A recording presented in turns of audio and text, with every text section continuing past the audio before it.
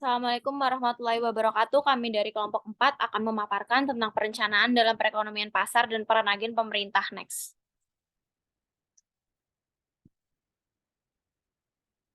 Dalam ilmu ekonomi, kita mengenal teori keseimbangan yang stabil. Teori ini menyebutkan bahwa jika terjadinya perubahan dari keadaan seimbang, maka akan timbul suatu reaksi dalam bentuk perubahan ke arah yang berlawanan dengan keadaan yang pertama. Next slide.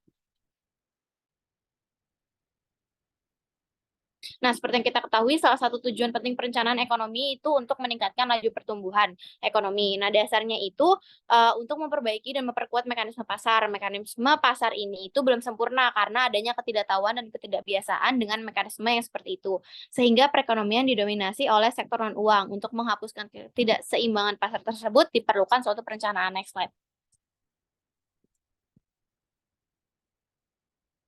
Nah, di proses perencanaan di negara berkembang ada 4 tahap. Yang pertama, para pemimpin politik harus menetapkan prioritas-prioritas tujuan untuk mengarahkan para perencana jika terjadi beberapa konflik tujuan.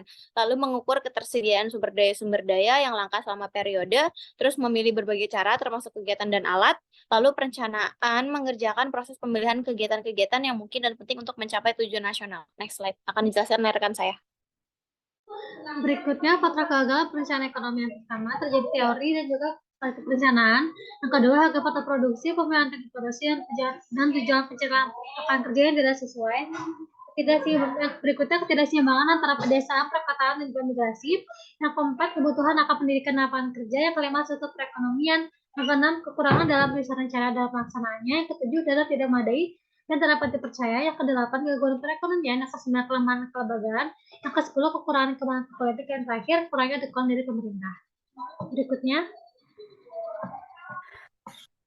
Baik, selanjutnya ada syarat perencanaan berhasil. Yang pertama ada komisi perencanaan, yang kedua data statistik, yang ketiga tujuan, dan yang keempat itu ada sasaran dan prioritas. Di mana tujuan dan sasaran prioritas ini merupakan yang paling penting, yang harus diperhatikan, atau di mana tujuan dan sasaran ini yang ingin dicapai harus realistis dan disesuaikan dengan kondisi perekonomian. Next slide.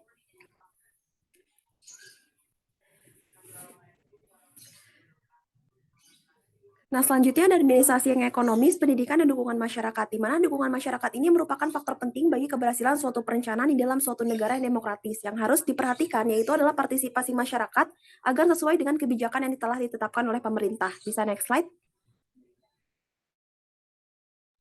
Berikutnya, perekonomian dalam perekonomian pasar. Sistem perekonomian pasar adalah sistem yang bergantung terhadap tarikan pemerintahan penawaran tanpa dapat intervensi pemerintah. Hal ini dapat mengakibatkan situasi ekonomi tidak stabil. Maka pemerintah harus membuat rencana ekonomi yang dapat menciptakan keadaan yang akan mencegah ketidakstabilan tersebut, dengan tetap menciptakan pertumbuhan ekonomi. Kebijakan tersebut dapat berupa kebijakan moneter, pajak, dan juga kebijakan yang mengatur perdagangan internasional. Kebijakan ini tidak dirancang secara langsung untuk perekonomian, akan tetapi mendorong para pelaku usaha hal yang diinginkan. Berikutnya. Baik, selanjutnya ada perencanaan dalam ekonomi sosialis, di mana sistem perencanaan ekonomi sosialis ini adalah seluruhnya kebijakan perekonomian ditentukan oleh pemerintah. Jadi secara penuh ini terpusat pada Badan Perencanaan Pusat yang merupakan milik pemerintah, di mana badan ini tuh menetapkan tujuan, prioritas, dan sasaran rencana. Bisa next slide.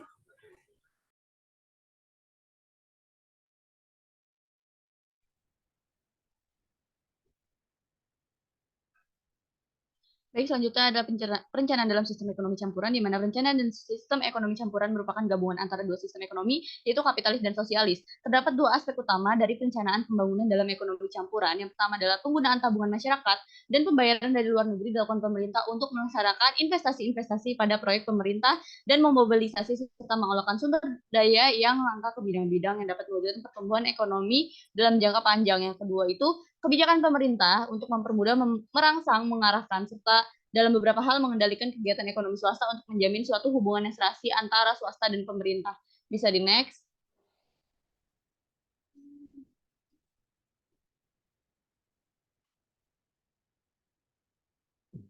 Selanjutnya ada peran pemerintah dalam perencanaan ekonomi. Di sini ada beberapa peran penting pemerintah dalam perencanaan ekonomi. Yang pertama itu mendorong pertumbuhan ekonomi, kedua regulasi dan pengaturan, ketiga pengembangan infrastruktur, dan ketiga stabilisasi ekonomi. Bisa di next.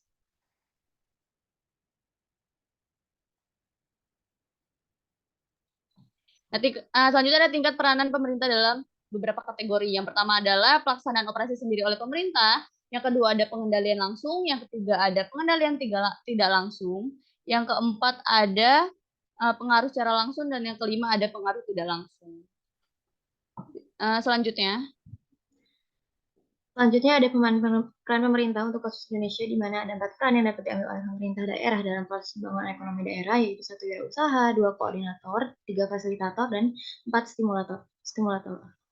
Kelompok kontra terhadap pemerintah dalam perencanaan pembangunan itu ada beberapa alasan kelompok kontra menolak yang pertama pemerintah terhadap pembangunan, yaitu adalah 1, masih mempercayai bahwa mekanisme pasar akan mampu menciptakan perkembangan yang harmonis, dan yang kedua, campur tangan pemerintah justru akan mempengaruhi efisiensi ekonomi.